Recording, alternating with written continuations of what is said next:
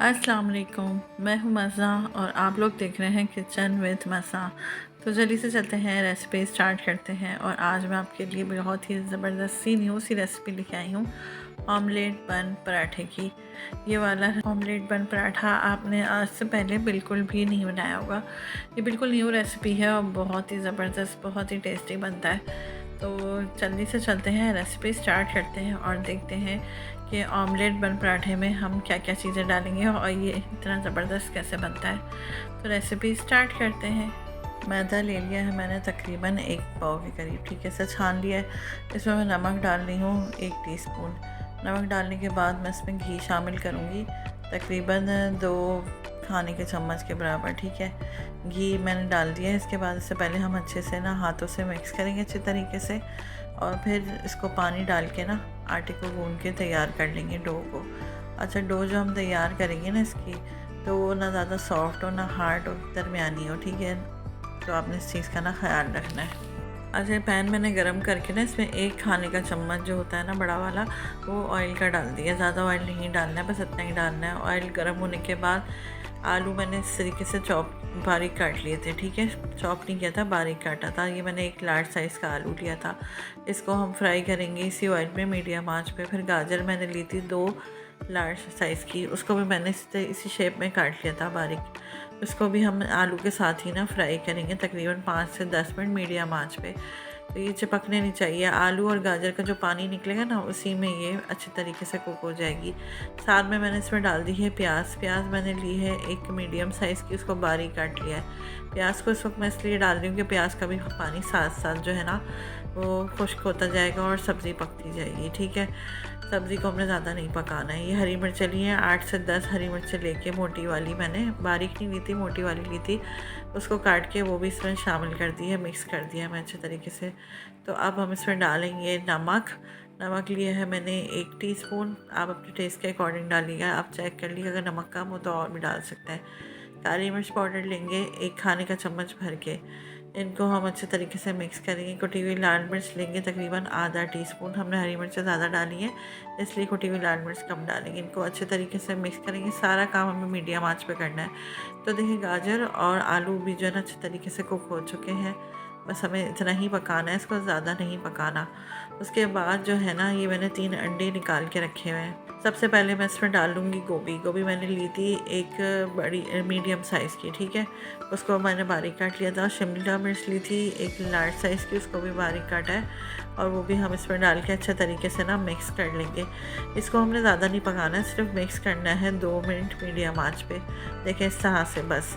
उसके बाद हमने क्या करना है, जो अंडे मैंने निकाल के रखे हुए थे ना, वो अंडे इसमें मैं शामिल कर दूँगी और इसमें चम्मच चलाती जाऊँगी ताकि ये अंडे जो है ना, ये जो हमारी वेजिटेबल्स है ना, इसमें अच्छे तरीके से मिक्स हो जाए अंडे।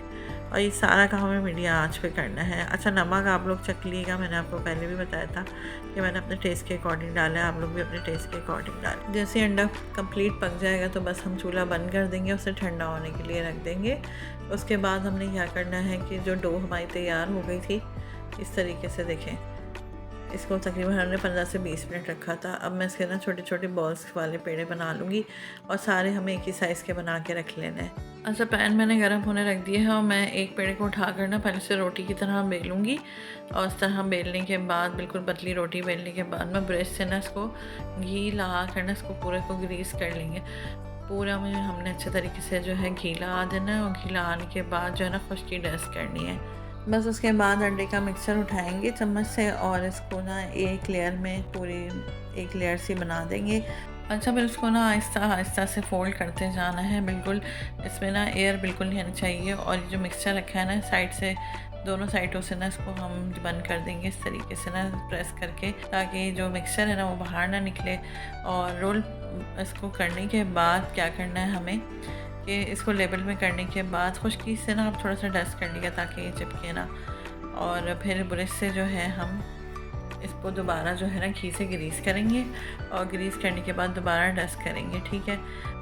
पेड़ा बना के रख देंगे इसका। और उसके बाद आप चाहें तो साथ साथ इसको अपना पैन में डाल कर ना फ्राई करते जाएं, मतलब ज़्यादा घी में हमें फ्राई नहीं करना, बहुत नॉर्मल घी में बनाना है इसको। बस हल्के हल्के हाथ से ना इसको उस तरीके से फैला के हमें बड़ा करना है, बेलना नहीं है बिल्कुल, बस इससे इतने साइज़ का हमें इसको रखना है, इससे ज़्यादा नहीं। और यहाँ मेरा पैन जो है ना वो गर्म हो गया था और मैंने घी आपके सामने है बिल्कुल जो है ना 1 खाने की चम्मच के बराबर लिया, ज़्यादा नहीं लिया। और ये गर्म हो चुका है तो मैं इसमें ये डाल दूँगी और इसको पकने के लिए रख दूँगी। तो देखें आप कितने ज़बरदस्त तरीके से ये बन के तैयार होगा, ना इसमें ज़्यादा घी लगेगा और ना ही डीप फ्राई होगा, उसके बावजूद ये बहुत ही टेस्टी बनेगा। बस इसी तरीके से मैं सारे बनाती जाऊंगी और पैन में जो है ना इसको बनाने के लिए रखती जाऊंगी ताकि साथ साथ सारे बनते चले जाएं। और इतना क्रिस्पी, इतना ज़बरदस्त बनता है ना ये ऑमलेट बन पराठा, ये वाला जो है ना आप लोगों ने ज़रूर खाना है। और ये इतना टेस्टी, इतना मज़ेदार है, बहुत यूनिक और न्यू स्टाइल रेसिपी है।